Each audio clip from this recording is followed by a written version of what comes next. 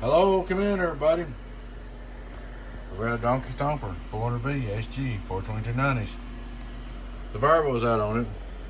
Folks, these variables are only 5 watts. So if you try to bleed off more than 5 watts with them, they're going to blow like.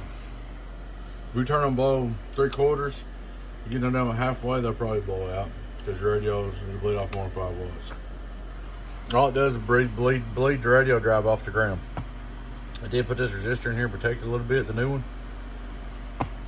It's all up and ready to go. Start looking straight through SWR. Worldwide, 0. Input SWR, worldwide, 0. Let's see. Trying to set my voltage a little bit. Low 15.5. Worldwide, radio drive, 15.5, radio drive, 15.5. This is just made for radio drive. This is made to drive a 24 pill.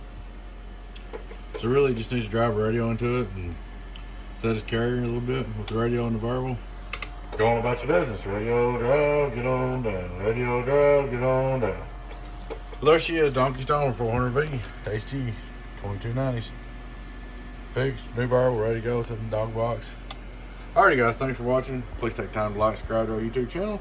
Your friend 10, 018 business. Donkey Stomper. Bye-bye.